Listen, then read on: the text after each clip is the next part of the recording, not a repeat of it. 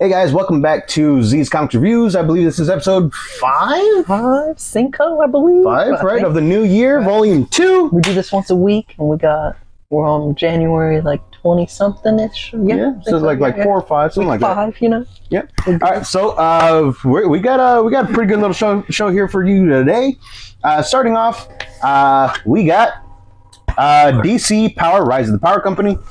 All right, this one right here is just basically a bunch of short stories, a short story collection about that follows the African American superhero community and stuff like that. Well, yeah, and it's good. All right, Yeah, I liked it. there's a piece that follows Malik, who at one point went by the name of Bolt before the Amanda Waller incident, Absolute Power, and it shows him trying to, not really wanting to relearn how to wield the power of Black Adam again, but just accepting that, you know, he is the heir to the Black Adam power, all that stuff, and he like takes his place again. Exactly.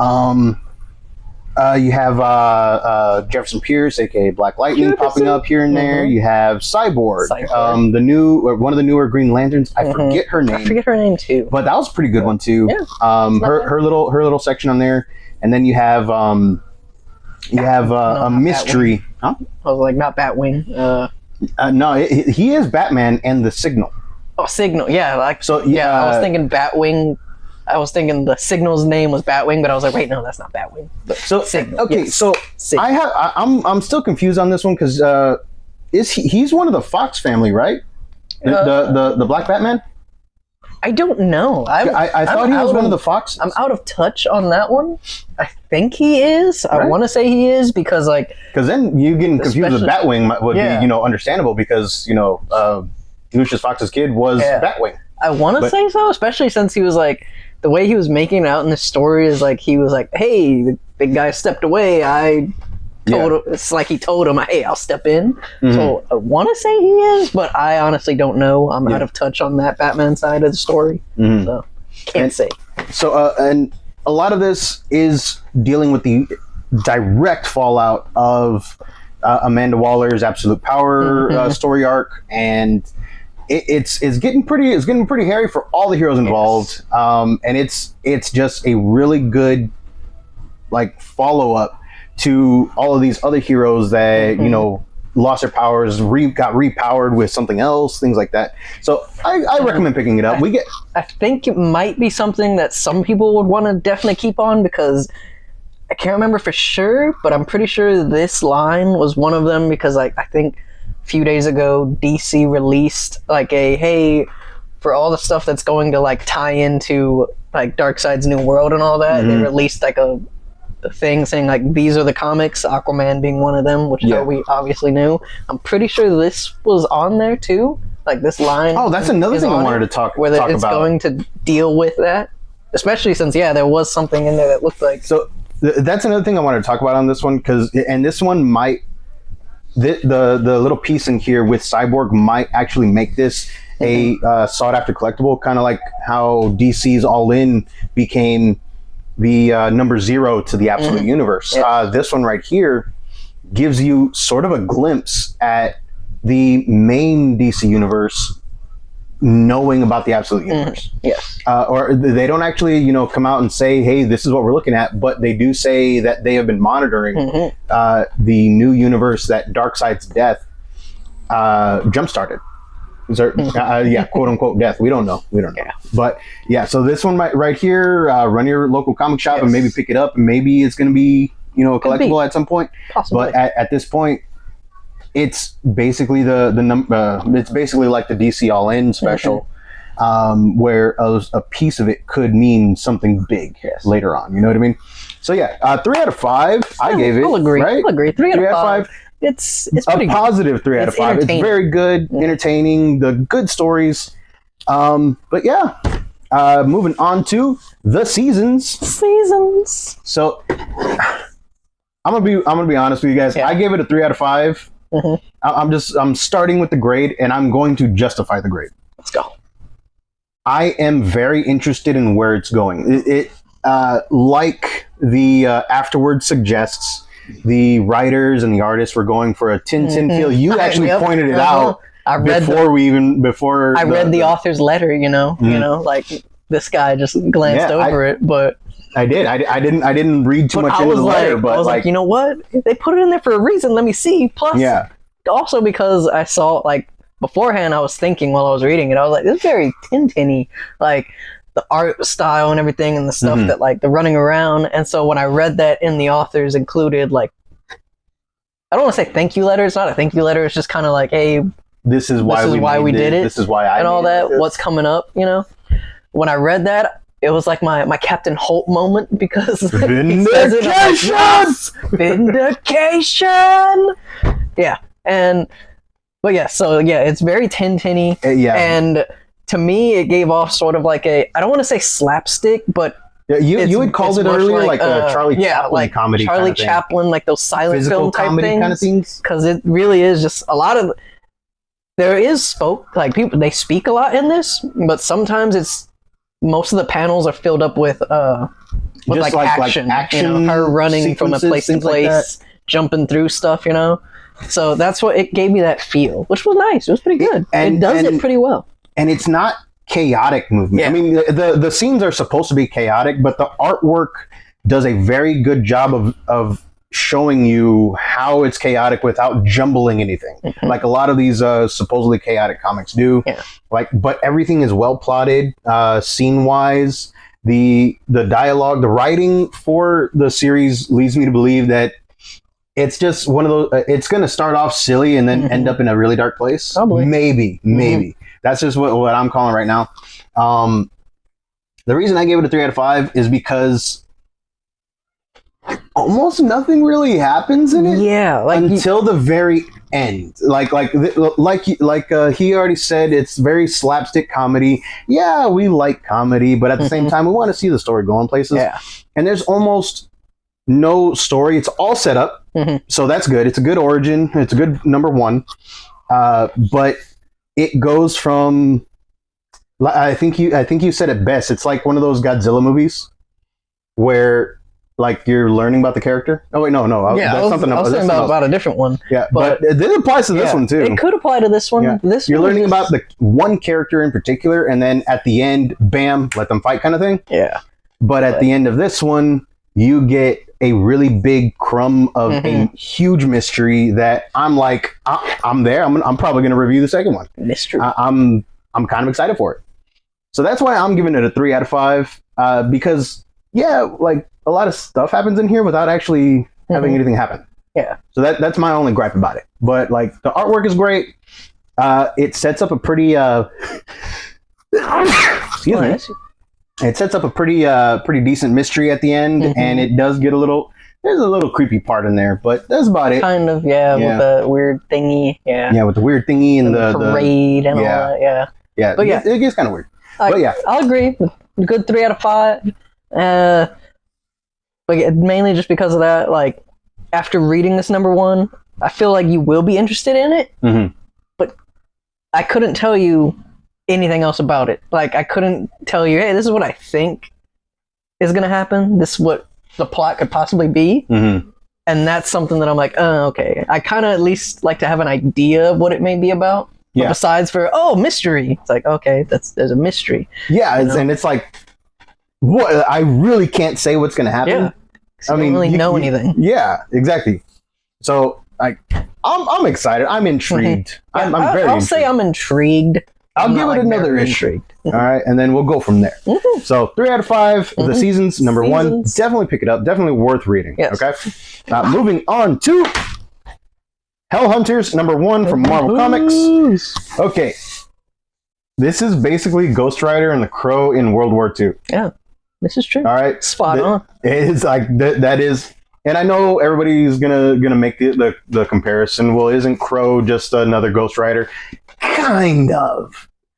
For the most part, Ghost Rider is a possessed human or possessed entity that is being controlled by a demon. This one suggests otherwise, leading me to compare it more to the Crow, like more to the center of the Crow and Ghost Rider issue. He retains his knowledge. He retains his personality, and he's just a man on fire, basically. Like I said, World War II. So the World War II Marvel guys make some cameo appearances. I'm not going to tell you exactly who, and then I'm not going to tell you exactly who it teases at the very end with the name of the next. I mean, there's issue. a lot that are that great, dude. I know. That's what I'm saying. There's a lot that are that great. The artwork itself is really a different good. word for great. Yeah, the best. Could The say best there is. could be best. Is he the best at this point in time? Maybe, I don't know. Yeah, exactly. Every year on his birthday, he kind of looks like he's not the best. Every year on his birthday, he goes and hangs out with Pete. Yeah, but there's also the fact that they feel like we're getting... All right. If they know, then they're true fans. Yeah. Anyway, but he also gets his butt kicked by that certain person. He just lets it happen. Anyway, this one right here starts off with the Nazis. All right. Yep. I'm gonna say it. Starts off with the Nazis. Nazis. Yep, Nazis. They make a deal with the devil. Do you not want to? Can we not say like? Well, that's how they used to call it. That's how they used to call it back in World War II. The WW. Oh yeah, because they got that like Brooklyn. Yeah. That Brooklyn swag. The friggin' Nazis. All right, so it starts off with them making a deal with the devil, pretty much, and they're granted immortality, and then they start going ham on the American forces, and that's the big problem right there. They take down some airborne, and one of them was it Private Ramon, right? That was his name. No, Salvador. Sal Ramon. Yeah. He winds up talking to an actual crow. So that's another like huge comparison right there. He gets it like the demon is a crow. Part of me is thinking that maybe this is like my little prediction for where this might go with him is because the way the crow was talking, being like, "Hey, these are my enemies, these are my guys." Part of me is thinking maybe perhaps this is the spirit of vengeance at a time when he was somehow able to get away from Mephisto, and he's just on his own. That could be it, but there's at least 4 different spirit of vengeances now. Yeah, and not just Zarathos that was originally bonded to Blaze. I don't even know if Zarathos is still around at this point in time, or like in World War II. Yeah, he would have been around, but I don't know how many Ghost Riders Mephisto made. Time. You know what I mean? But yeah, so he would be the second World War II Ghost Rider. Because the first one, I think, was told in a flashback with Hulk and stuff. Yeah. This guy is another one. And apparently, the demon who made the deal with the Nazis pissed off that particular demon, and that's what kicks off this whole thing. Crow comes up and says, "Hey, all your buddies got iced by these guys, right? Well, I hate that. I hate their boss. So you hate them. I hate their boss. Guess what? We're a team now. Are you in?" And he's like, "Bet." Yes. And then the crow, which I thought was pretty fun. I thought this was like showing just how like the new Ghost Rider is the crows all like trying to do the "Are you sure? Are you sure? You're sure?" But then the dude just straight up like. He's like just straight grabs him. Like, yes. All right. He wants that power. He wants his revenge, and he's gonna get it. All right. And the cameos at the end. Yes, I am all here for this issue. Yes. I gave it a 4 out of 5. You know I give it a 4 out of 5. If the art is very clean and it's very, I'll give it that. It's very violent. It doesn't try to be anything more than it does. It knows what it does best. It's Ghost Rider. It's scary. It's violent. And tossing him into World War II, like, yeah, it's going to be a good story. Right? You have Ghost Rider killing Nazis.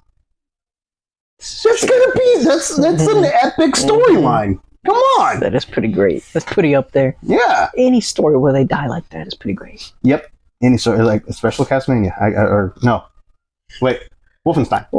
Yeah, I don't know why I said Wolfenstein. Castlevania. See, they could have made that movie instead of making that Overlord movie. You know, I compared it to Castlevania last time too. Yeah, and I meant Wolfenstein. I feel like I made like I was there. You said yes. I was like, yeah. So I'm pretty sure we both were thinking up. the same thing. It's just, we were thinking about Castlevania at the time. Oh yeah, definitely. Hell Hunters #1.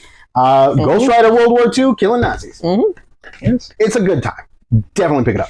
All right, moving on to Luthor. Superman Lex Luthor special. All right, this is the one shot following Lex Luthor from the pages of the new Superman series, or new-ish. It's been around for 24 issues so far, 23, 24 issues.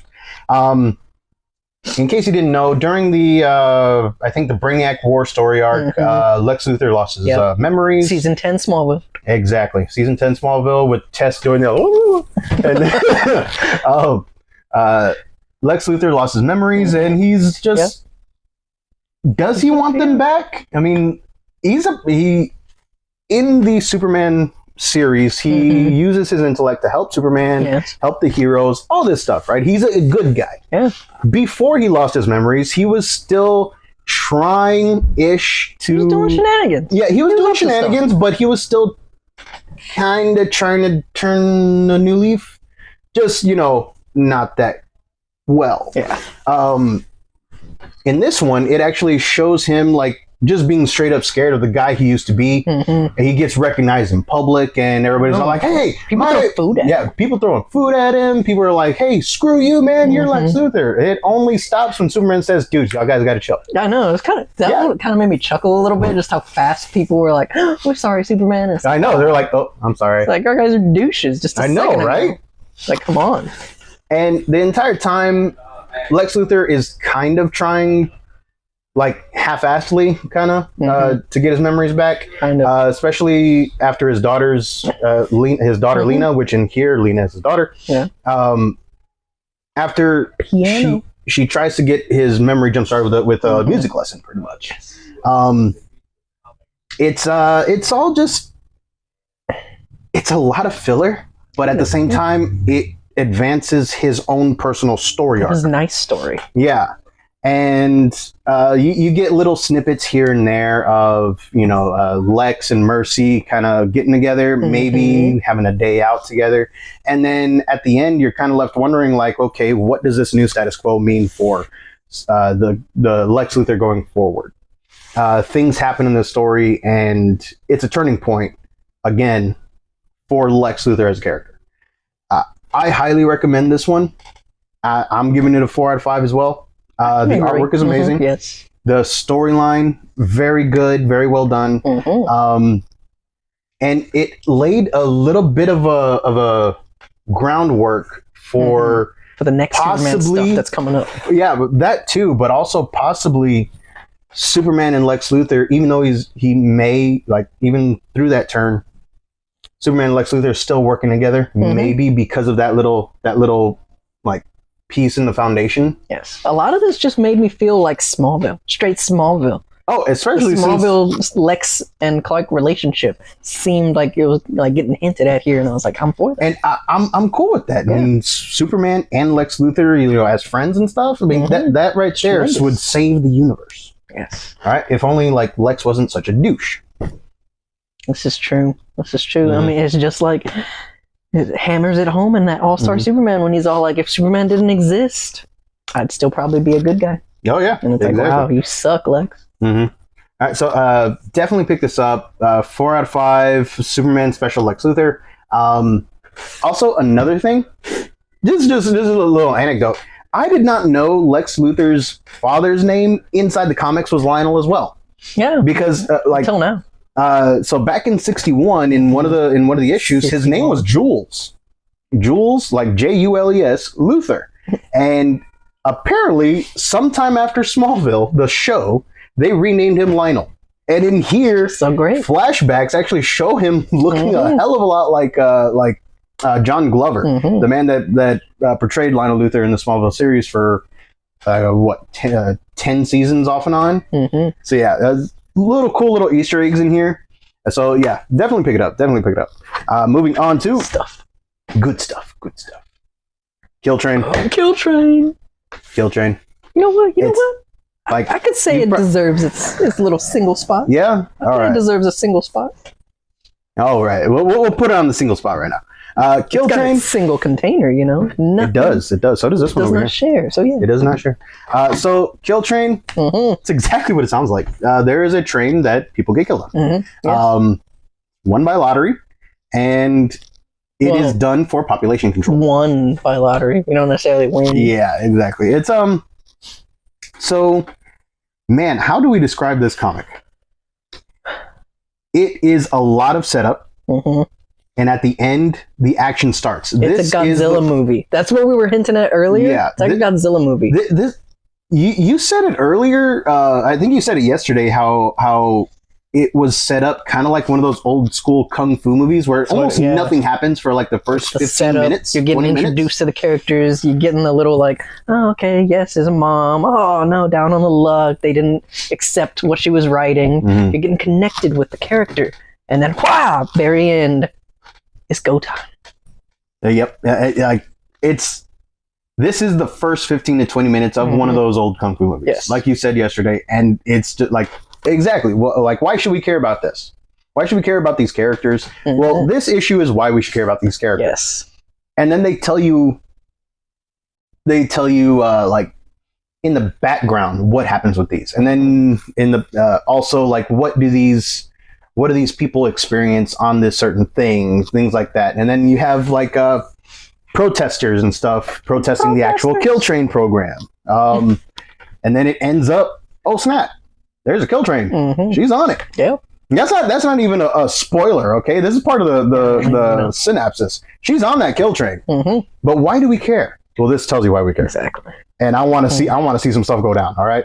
The next few issues are probably going to be just wall-to-wall fighting blood, hopefully. Probably going to be straight just bullet trainness almost. Like Kill Bill type level stuff, it seems. It looks like it's about to go down. So 4 out of 5. Definitely pick this up. This one might be something that you just wait until the second issue comes out. Could be. And then read them both at the same time. All right? But yeah, definitely pick it up. 4 out of 5. Like, the anticipation is there. All right? All right, we are ready for this. And now for our comic of the week. Lex in the City. Lex in the City. Now, this one is... I said it out loud and it's still funny. Lex in the City. Yes, like you can read it and you're like, but you say it out loud. And it's kind of funny. You're just like, Lex in the City. Is there a Sex in the City theme song? No, but I was thinking about that Hot Child in the City song. You ever heard that old Hot one? Child, Summer in the City. Is that one? No, I was thinking about a different one. Wow. I think this one is like a 70s one, but... I was thinking about the one from the beginning of Die Hard 3. I forgot about that one, but yeah, I was like, is that what they say? I thought it was Hot Town, Somewhere in the City. I just you're over here saying Hot Child. We're getting way off topic here. We're getting way off topic here. DC's Lex in the City we can't one play shot. The music either because I know, like copyright. They already copyrighted your the touch. Really? Yeah, it's not on there anymore? No. Like it's delisted in some territories. Oh, yeah. It's got 50 views. Yeah, anyway, Lex in the City #1 is a bunch of like it's a bunch of short 5 stories. or 6 stories. I think it's like 6 of them. It's a bunch of short stories based on based on love, and you know how Terry loves love. Valentine's Day coming up. This one starts off obviously following Lex Luthor, and there's actually only one Lex Luthor story in here. Yeah, And so the first one is about Lex kind of not really meeting his match, but at the same time finding somebody that's not going to put up with his crap, kind of thing. And things go from there, and all the other stories are just very well crafted. Most of them are funny. My favorite one would be the Robin, the Damien one. Yeah, the one where so in that one, Damien has a huge problem. So obviously he is going to go to the one person that he thinks would help him the best, right? So he sneaks into his older brother's apartment.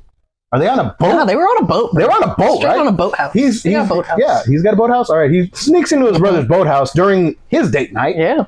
Almost gets killed, according to one of them. No way. And proceeds to ask for advice on how to plan a Valentine's date. And it's just a bunch... As he puts it, because he tricks a lot of people into dating. Tim's all like, yo, why don't you just ask anything else? And Damien's like, Dick is too handsome. Jason clearly has one-night stands. He's like, and what's the Stephanie and Kat are He's like, women. Stephanie and Kat are females. He's like, we don't get the, it's like, why am I? He's like, yeah, they're not gonna understand how I'm nervous as a boy. So, and apparently Tim tricks a lot of women into a lot of people into dating. He's him. all like, so obviously there's one choice. But yeah, it's just like the entire comic is just a bunch of short stories like that. And it's not even just about romantic love too. You also have like sibling and friendship kind of stuff with the Titans. Yeah, the Nightwing one with all the buddies with Rory and all them. Yeah, exactly. And then you get the actual Beast Boy Raven little one right there. That was my second favorite. That one was pretty good. I like that one. Very nice. Raven doesn't usually come off as an emotional character. I mean, yes, she does have emotions, but recently she has taken on an empath role. And hang on, I'll be back. And so yeah, it's just a really good time. So basically, this is our comic of the week. This is going to be a 5 out of 5. Definitely pick it up. Definitely check it out. And I will leave you with one thing though. It does not stick the landing. Yeah, it does not. The rest of the comic is fantastic. From start to almost finish is fantastic. The only reason why I give it a 4.5 out of 5 is because of that ending.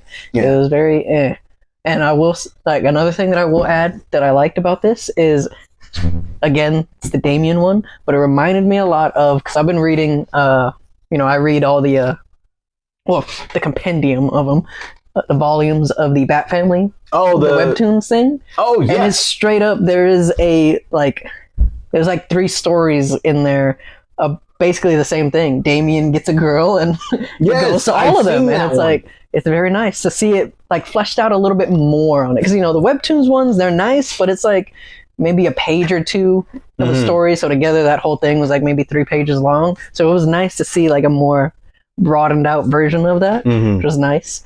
Also too, you get the the Harley Quinn one was pretty. Oh yeah, pretty good. I forgot about the Harley Quinn. The Harley Quinn one. That one was pretty good. It ends kind of strange to me because where they end up. I'm gonna straight up spoil the Harley Quinn one because of that ending. I want to talk about that ending. Okay. Yes. All right. So in the Harley Quinn one, Harley is trying to figure out what to get Poison Ivy, right? Yes. She does the fur coat, the jewels, and nothing's working. And then all of a sudden, bam, she has a thought. Let's break in. She texts Poison Ivy, hey, meet me at these coordinates. Turns out it is Bruce Wayne's personal greenhouse that has cameras. Yeah. And while they break in, yes, they set off the alarm. Alfred is at... This is a spoiler, straight up spoiler for this one piece of this comic. Alfred is asking Bruce Wayne if they should call the police because there are Harley Quinn and Poison Ivy just basically making out and doing stuff in their greenhouse. Getting on their way to doing stuff. Yeah. Certain things. And Bruce is just watching them on the video feed, just like... He's just like, nah. Nah. If they're here, Gotham is safe. He's like... And then back to Happy Valentine's Day, ladies. He basically ends on a line of like, Happy Valentine's Day, like ladies. He's a perv. And it's like, bruh. I was like, I was like, Bruce, really? Like, bruh. Yeah, that one was super weird and awkward, okay? Yeah. The ending was very like, okay, guys. Like, wow. So like that happened. Apparently Bruce Wayne, Batman, is a friggin' voyeur. I'd like to believe, though, that Alfred, after Batman says that, Alfred's just like, okay, then I'll just leave, but takes the surveillance video away from him because, like, Give them some They practice. should have just left that. Like, if there was a panel they didn't add, they should have left that in there because they should have left that out. The implications. Because it's just like, bruh, calm down. But yeah, but and the way they drew his face was just super creepy. The ending was they did not do justice to any of that. Like, it was like, bruh, why? A little disturbing. Yeah, it told the line of like family friendliness there. Definitely. So yeah, that one was strange. The Edward Nygma one. There's one about the Riddler. That was a good one too. That one's all right. That one honestly is the closest to what the final story is. But the final story just really, tone-wise, like, even though the Edward Nygma one is kind of a little bit on the sad end, too. It's a little bit... It was a little on the sad end, but at the same time, most of it was, like, slapstick. Yeah, almost. But it fit. Like, all the stories feel like they kind of fit same, like, tone-wise. Mm-hmm. But the last one just really feels like... very dour, very, like... That's not... That one wasn't a potential love, or that one wasn't familial. It wasn't anything. It was like straight up flailing in the wind type of lost kind of love. Yeah, and it did not stick the land. Like I think it would have been better if they had put it towards somewhere in the middle or something, and like maybe left off on the Damian or the Harley Quinn one. I don't know. It's a very strange issue to end off of when they're like trying to promote. You know, it's a Valentine's Day issue, trying to keep you upbeat. I just noticed this. And all that. But the skyline? Yeah, the skyline? Yeah. I'm sorry. He's now just starting to get into the whole, it's Sex in the City, Lex in the City. No, I just barely saw this right here. I saw the DC logo, but like, I don't know. I wasn't paying attention. I'm tired. But yes, it is a nice comic. Very nice. It's comic of the week. You know. Yeah, definitely comic of the week. It's so nice. There are so many stories in here that are good. Like, kind of just what we're saying. Like, all of them. Even the last one is good. It just feels like it felt like so wild, like such a left turn compared to what the other things are. Like we said, it should have been put towards the middle. Yeah. So that way we could either end on a sweet, if not creepy one, or just straight up a funny one that turned into like kind of heartwarming, you know, kind of thing. Yeah. But yeah, that's it's just, I guess, story placement in there. Could be our little nitpicky thing, you know. Yeah. Some people might like it. You might you might be like, nah, that's a good one to go off of, you know. Yeah. But yes, highly recommend picking up DC's Lex in the City #1. Yes. With Metropolis Skyline included. Metropolis. All right, do the other ones have that? Look at that one. Look at that one. I have the Harley Quinn Poison Ivy one up there. It does, yes. All right, they all have them. All right, that's cool. The Skyline. Yes. Now that you know where this goes. Yeah. All right, guys. Thanks for watching. He got the bat signal back there. He's still watching. Oh, snap, he's still watching them. All right, guys. If you like the Rantings Raving 2 Madmen, give us a like, follow, share us with your friends, and we will see you guys over the weekend with our, newsroom stuff. All right. Later.